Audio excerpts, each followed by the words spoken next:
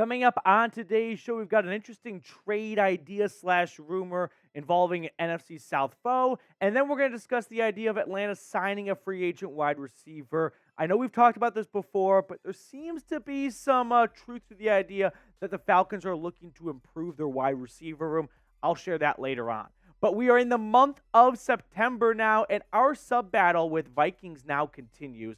Now, they've got about 90 sub lead on us, and we've got the whole month to take them down. So help us defeat Vikings now in subscribers this month. Our Vikings host, Patrick Seaman, and then Rolly and myself, we've got a bet on which team or which division is going to do better, the NFC North or the NFC South. And I want to make sure we beat the Vikings Now subscriber count this upcoming month. Now, let's get into our first segment of the show, which is a story we talked about right before I left you guys for Labor Day weekend, and that was a tweet from NFL reporter Cam Marino saying, "Don't be shocked if the Falcons make a play for a Saints wide receiver, Tre-Quan Smith. As I previously reported, Atlanta is covering its ground when it comes to potentially requiring a wide receiver. After meeting in Atlanta a year ago, I'm told the two sides came very close to an agreement, but ultimately had some contractual discrepancies. This is definitely interesting if true, because you don't often see Atlanta and New Orleans make trades. I mean, for starters, you don't see that very often with interdivision trades. We saw it last year with TJ Hawkinson going from the Lions to the Vikings, but outside of that, it is not very common practice for teams to be trading skilled players, especially within their own division, because you don't want to set up two revenge games against that guy. But we know at this point that Atlanta's wide receiver room is shaky, right? It's not very sturdy ground, because God forbid something happens to, I'm not going to even say his name, but it's a city in England and it's an artist from Canada. That would be very bad, right? And then Matt Collins is good. I don't know if Matt Collins is a guy that you want as your wide receiver one if something happens to our Canadian artist with a British city as a last name. Again, not even putting it out there, but if you want to do some quick, math on who that is, by all means, knock yourself out.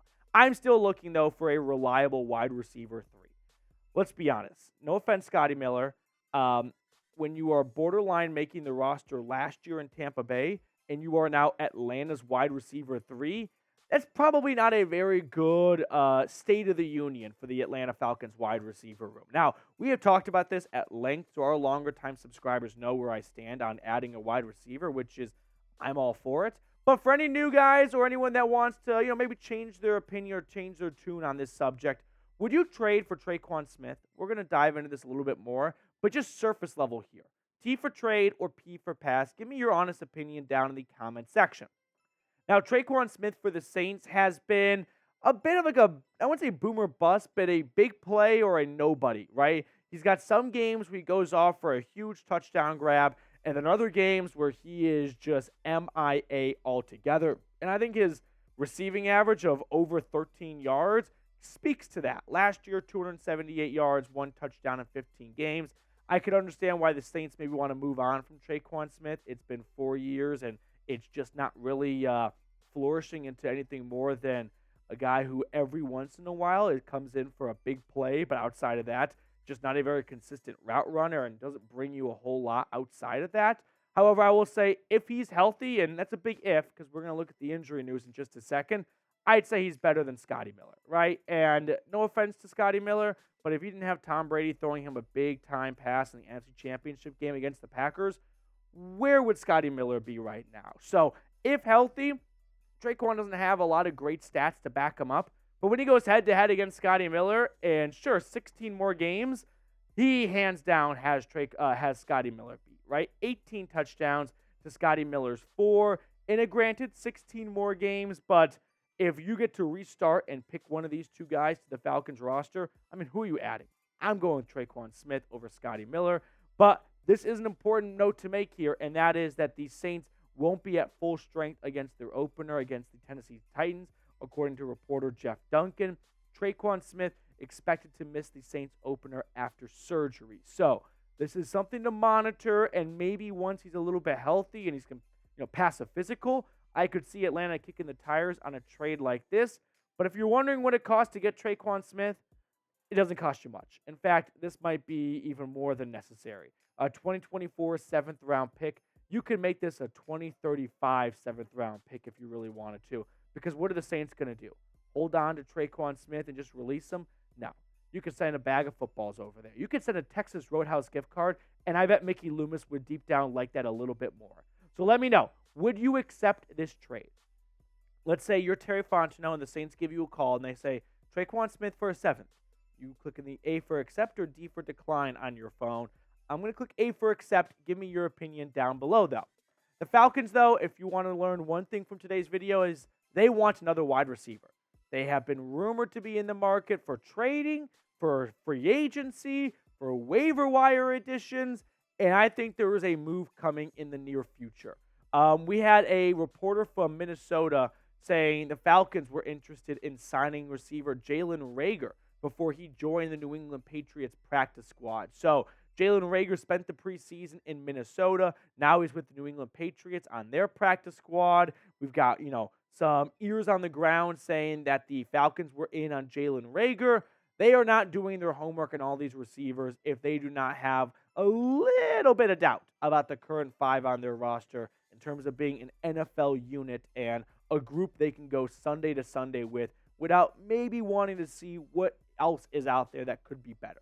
Now, before we move on to the rest of today's show, BetUS is our sportsbook partner here at Chat Sports. And when you go to chatsports.com/betfalcons, they give you guys a 125% deposit bonus as long as you insert that promo code. So do both of those things, and you're going to get a big, fat deposit bonus. Now, let's talk about free agent wide receivers. Who is still on the market that maybe Atlanta goes, hey, after 6 weeks or so of training camp and preseason football, we wanted to give some of our younger guys an opportunity to stand out a little bit. Ultimately, we did not get that, so let's go the veteran route. And let's start with this player here, Jarvis Landry, a name that we have talked about before on the show, so I won't try and be a broken record, but Jarvis Landry, I'm not signing because of what he did last year with the New Orleans Saints, which is a whole lot of nothing, 272 yards and 1 touchdown.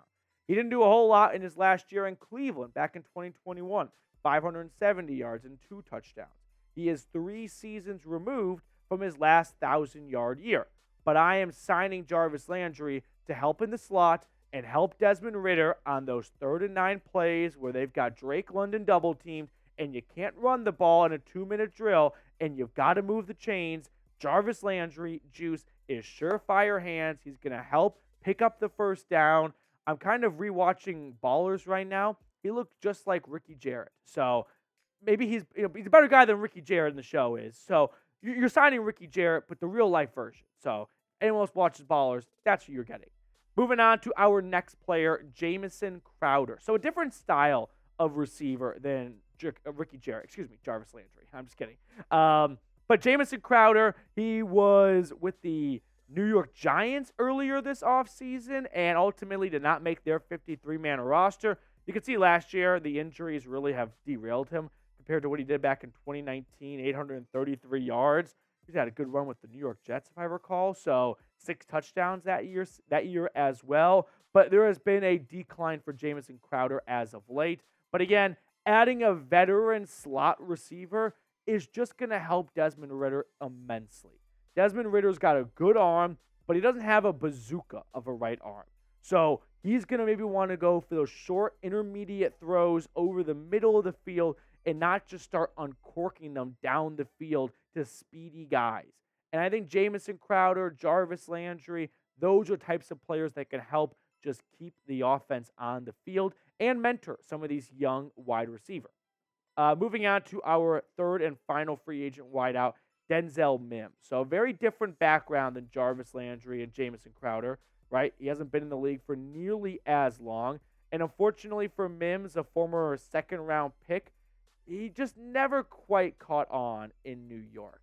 The numbers speak for themselves. They nearly had a parade when he scored a touchdown in the preseason last year.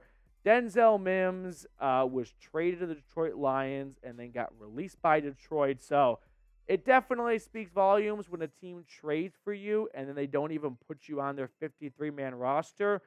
I don't know if Denzel Mims is really the go-to guy here. Rolly has a bit of a hard-on for Denzel Mims. I go back to, if a team traded for you and then didn't even keep you on their roster a few months later, maybe that says a lot about maybe the character you have. I don't know Denzel Mims personally, but to be on the receiving end of a trade and then they go, you know what? That was such a big mistake. We don't even care about the pick we gave away from you. We don't want to compound that mistake by holding on to you and taking away a roster spot from someone else. But if you had to pick a wide receiver that we talked about on today's show, which one would it be? Just drop the initials down for me in the comment section. I also love asking questions towards the end of the video because it's a good way to get a pulse of who's watching all the way until the end. So make sure you give me initials of a player you would like to see Atlanta pursue. Make sure to subscribe also if you have not already. We're going to continue to grow here at Falcons Today by Chat Sports, and subscribing goes a long way to help us get more studio space. Then we can make more videos so you guys get more content. It's a really beautiful, social media, YouTube circle of life, but it all starts by clicking that subscribe button.